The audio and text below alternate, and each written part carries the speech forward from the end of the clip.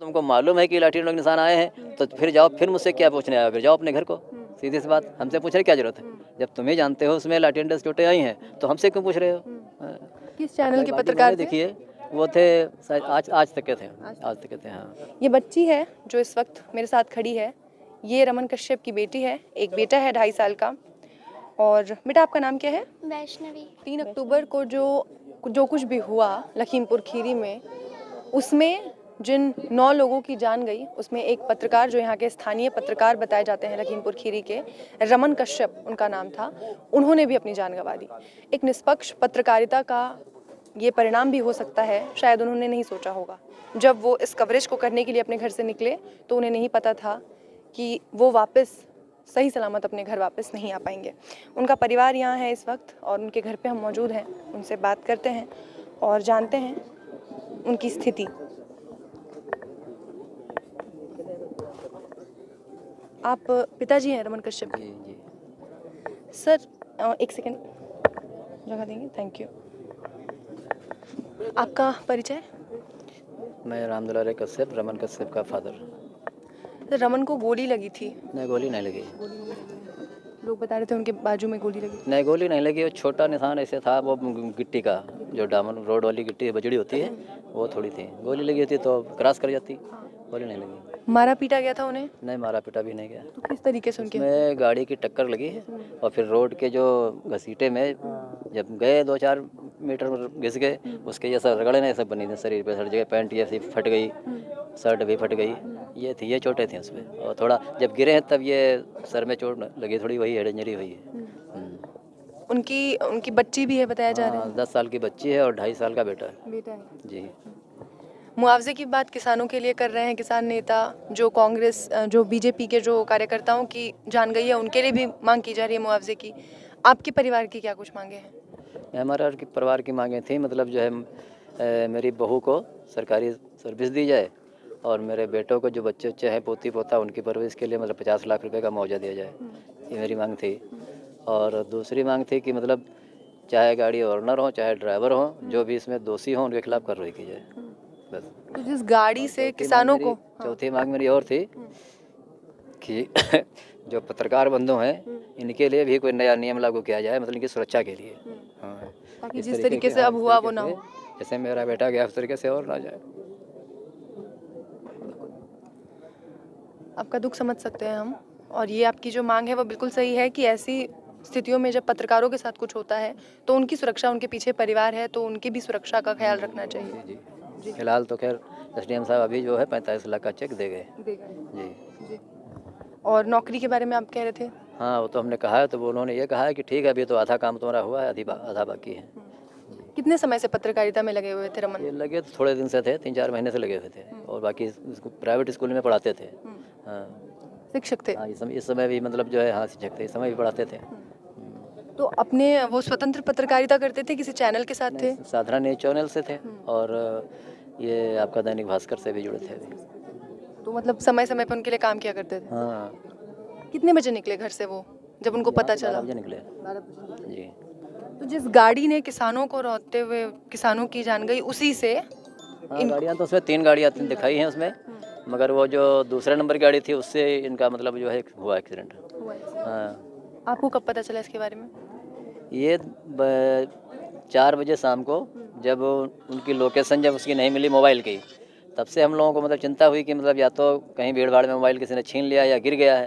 तो किसी ने फिर मतलब कोई खबरें नहीं बताई और बहुत बाद में हमको रात में पता चला कि नहीं, वहाँ कुछ मतलब जो है गाड़ी से मतलब जो है कुछ लोग मारे भी जा चुके हैं। तो हम तो यही सोचते रहे कि चलो ठीक है, अगर चोट वोट लगी हो, कहीं पड़े हों गन्ने उन्ने में, धान और खेत में, तो हमको उसी तरीके से सुबह मिल जाए, मगर खबर किसी ने नहीं दी।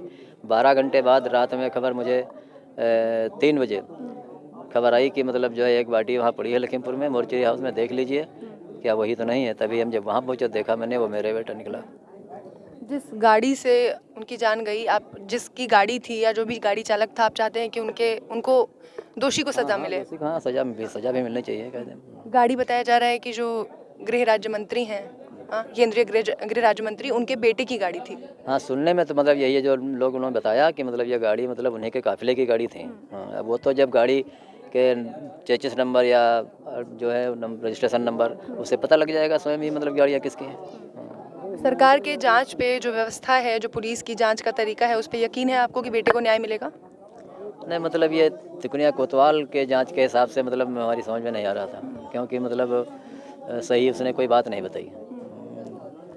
तो जांच समिति अलग से बिठाई गई है। कल भी मतलब जो है तिकोनिया कोतवाल ने कह दिया नहीं, मैंने यहाँ से धौरारा CHC भेजा, तिकोनिया छोड़ दिया, निघासन छोड़ दिया, लखीमपुर में भी नहीं दिखाया, मोर्चरी से सीधे मतलब भेज दिया। इतनी तगड़ी चोट मेरे बेटे की नहीं थी जो वो तुरंत मतलब नॉन स्पॉट खत्म हो जाता। तो उसको इधर उधर 2-4 घंटे डाल रखा, उसके बाद में उसको लखीमपुर उसको 100 वाहन में लदवा के भिजवा दिया। मतलब एम्बुलेंस में क्यों नहीं भेजा गया? बिल्कुल।